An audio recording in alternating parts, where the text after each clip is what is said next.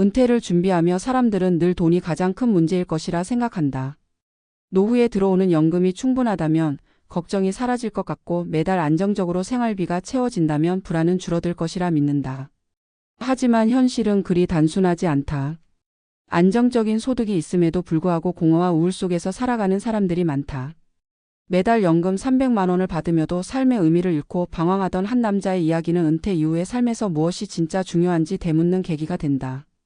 이 이야기는 단순한 한 개인의 경험을 넘어 우리 모두에게 은퇴 후의 삶을 어떻게 살아가야 하는가에 대한 깊은 통찰을 건넨다. 그는 30여 년을 대기업에서 근무했다. 안정적인 직장, 매년 오르는 연봉, 성실하게 납부한 국민연금과 퇴직연금은 노후의 든든한 버팀목이 될 것이라 생각했다. 실제로 은퇴 후 그는 매달 세후 약 300만 원의 연금을 안정적으로 받았다. 겉으로 보기에 그는 성공적인 은퇴자였다. 주변 지인들은 부러움을 보냈고 가족들도 더 이상 경제적인 부담을 걱정하지 않았다. 하지만 정작 그는 마음 한켠이 공허했고 시간이 흐를수록 우울감은 깊어졌다. 돈은 있었지만 하루하루를 어떻게 보내야 할지 알 수 없었고 아침에 눈을 떠도 특별히 할 일이 없다는 사실이 그의 자존심을 무너뜨렸다. 그가 가장 힘들었던 것은 사회적 관계의 단절이었다. 회사에서는 수십 명의 후배와 동료가 그를 필요로 했지만 은퇴와 동시에 그 관계는 빠르게 희미해졌다. 동창 모임이나 친목 모임에 나가 보아도 잠시의 웃음 뒤에 돌아오는 공허함을 감출 수 없었다. 자신이 더 이상 사회에서 쓰이지 않는 사람이라는 자각은 깊은 상실감을 주었다. 그에게 300만 원의 연금은 생활비를 해결해 주었지만 삶의 의미를 되찾게 해주지는 못했다. 전환점은 우연히 찾은 작은 복지관의 자원봉사 활동이었다. 아내의 권유로 무료 급식소에서 배식을 돕게 되었는데 처음에는 시간을 때우는 정도로만 생각했다. 하지만 노인들에게 음식을 나눠주며 눈을 맞추고 감사 인사를 받을 때 느낀 감정은 오랜만에 경험하는 따뜻함이었다. 누군가에게 필요한 존재라는 사실이 다시 살아있음을 느끼게 했다.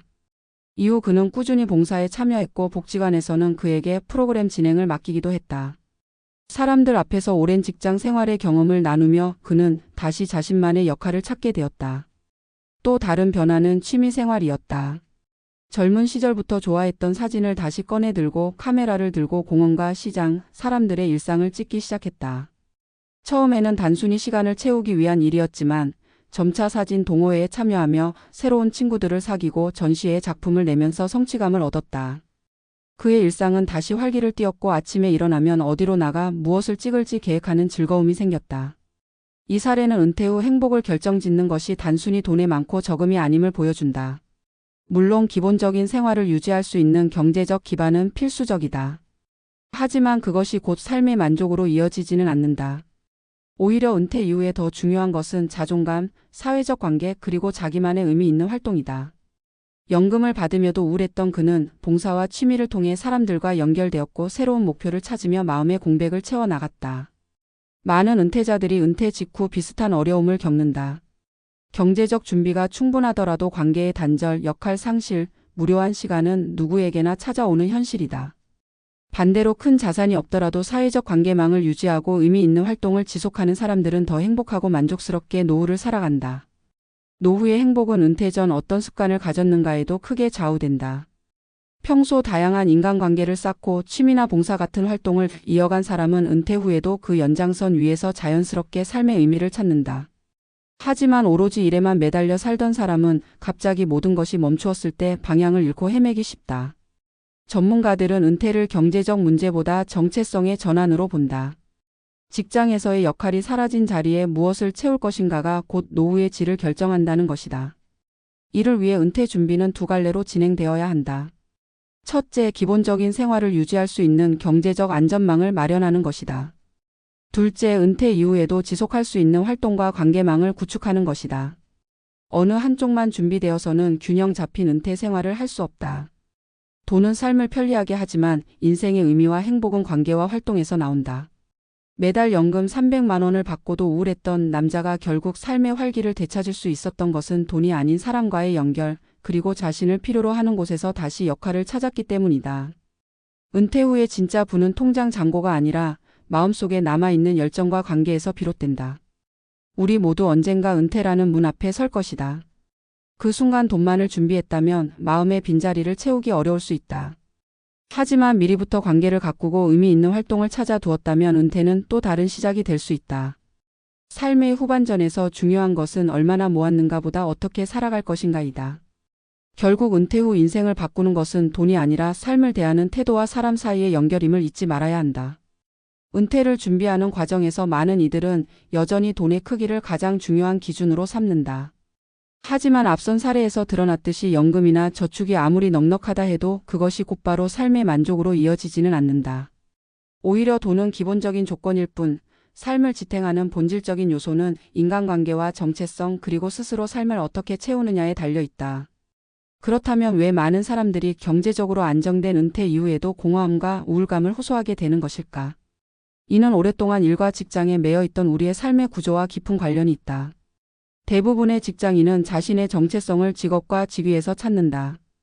회사라는 공간 안에서 필요한 존재로 인정받고 후배를 이끌며 성취를 쌓는 과정 속에서 자존감을 확인한다. 하지만 은퇴는 그 구조를 단번에 무너뜨린다. 하루아침에 누군가의 상사도 전문가도 필요로 되는 존재도 아니게 될 때 사람들은 삶의 축이 무너졌다는 강한 상실감에 빠진다. 이는 곧 정신적 위기로 이어지고 소득이 안정적으로 보장되더라도 마음속 공허를 채우지 못하는 이유가 된다. 전문가들은 은퇴 이후 우울감을 호소하는 이들이 늘어나는 배경의 관계의 단절을 가장 큰 요인으로 꼽는다. 직장이라는 공간은 단순히 일터가 아니라 인간관계를 형성하고 유지하는 주요한 장이었다. 그러나 은퇴와 동시에 그 관계는 급격히 축소된다. 동료들과의 자연스러운 교류가 사라지고 하루 일과에서 정해진 만남이 없어지며 사회적 연결망이 끊어진다. 이런 상황에서 은퇴자는 자신이 외톨이가 되었다는 감정을 느끼며 무력감에 빠진다. 더 큰 문제는 이러한 상황이 시간이 지날수록 심화된다는 점이다. 초기의 모임이나 동호회에 참여하려던 의지도 점차 줄어들고 활동 반경이 좁아지면서 고립감은 더욱 심해진다. 하지만 여기에서 중요한 깨달음은 삶의 주도권을 다시 자신이 쥐어야 한다는 것이다. 은퇴 전에는 회사와 사회가 역할을 부여했다면 은퇴 후에는 스스로 역할을 만들고 유지해야 한다. 이는 단순한 취미 활동 이상의 의미를 가진다. 예를 들어 앞서 이야기한 남자가 봉사를 통해 변화를 겪은 것은 그 활동이 단순히 시간을 때우는 것이 아니라 누군가에게 필요한 존재라는 새로운 정체성을 부여했기 때문이다. 사람은 자신이 쓸모 있는 존재라는 확신이 있을 때 비로소 삶의 의미를 느낀다. 연금은 그 기반을 지탱해 줄 뿐 삶의 의미를 만들어 주지 못한다. 결국 은퇴 이후 중요한 것은 자신만의 사회적 역할을 다시 설정하는 일이다. 또 하나의 핵심은 배움의 지속이다. 많은 은퇴자들이 새로운 기술이나 지식을 배우려 하지 않고 과거의 경험에만 의존하려 한다. 그러나 빠르게 변화하는 사회에서 과거의 경험은 점차 설 자리를 잇는다. 반면 배우려는 자세를 가진 사람은 언제든 새로운 관계를 만들고 자신만의 세계를 확장할 수 있다. 한 예로 은퇴 후 영어를 다시 배우기 시작해 외국인들과 교류하며 제2의 삶을 열어간 이도 있고 디지털 기기를 활용해 사진과 글을 블로그에 올리며 젊은 세대와 연결된 이도 있다. 이들에게 은퇴는 단절이 아니라 확장의 계기가 되었다. 또한 은퇴 이후의 삶에서 자주 간과되는 부분이 일상의 루틴이다. 직장인 시절에는 출근과 퇴근, 주어진 과제가 하루를 채웠지만 은퇴 후에는 이 모든 구조가 사라진다.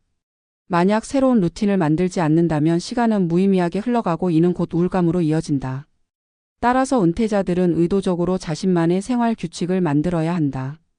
아침에 일찍 일어나 운동을 하거나 일정 시간 독서를 하고 주기적으로 사람들을 만나는 습관을 유지하는 것만으로도 삶의 활력이 크게 달라진다. 돈이 아니라 생활의 구조가 안정감을 주는 것이다. 노년기에 접어들수록 더욱 중요한 요소는 건강이다. 아무리 넉넉한 연금을 받아도 건강을 잃으면 그 돈은 병원비로 흘러가고 남은 시간은 병상에서 흘러간다. 그러나 건강을 지키는 것은 단순히 오래 살기 위해서만이 아니라 내가 하고 싶은 활동을 자유롭게 하기 위한 전제 조건이다. 봉사든 취미든 여행이든 몸이 따라주지 않으면 불가능하다. 결국 경제적 안정, 사회적 관계, 정체성, 그리고 건강이라는 네 가지 요소가 균형을 이룰 때 은퇴 후의 삶은 만족스러워질 수 있다. 어느 하나라도 무너지면 다른 부분에 영향을 미치며 삶의 균형이 깨진다. 그러나 이 모든 논의의 중심에는 태도라는 보이지 않는 요소가 있다. 어떤 이는 연금을 300만 원 받으며도 공허에 빠지고 또 어떤 이는 연금이 그 절반에도 미치지 못하지만 활기차게 산다. 이는 주어진 조건보다 삶을 바라보는 태도에서 비롯된다. 돈은 수단일 뿐이며 그것을 어떻게 쓰고 어떤 관계를 맺으며 어떤 목표를 세우느냐에 따라 만족도가 달라진다. 은퇴 후에도 자신을 성장시키려는 마음, 세상과 연결되려는 의지가 있다면 노년기는 또 하나의 도전이자 기회가 된다. 결국 은퇴자의 행복은 돈이 아니라 자신이 무엇을 붙잡느냐에 달려 있다. 300만 원의 연금이 있어도 우울했던 남자가 봉사와 취미로 삶을 다시 일으켜 세운 것처럼 우리에게 필요한 것은 단순한 경제적 계산을 넘어서는 시각이다. 은퇴는 끝이 아니라 삶의 또 다른 시작이다. 그 시작을 어떻게 설계하느냐가 남은 생을 결정한다. 우리 모두가 언젠가 마주하게 될 은퇴 이후의 시간을 두려움 대신 기회로 바꾸기 위해서는 지금부터 관계를 가꾸고 자신을 성장시키고 삶의 태도를 다듬어야 한다. 은퇴 후 인생을 바꾸는 힘은 결국 돈이 아니라 자기 자신에게 있음을 기억하는 것이야말로 가장 중요한 준비일 것이다.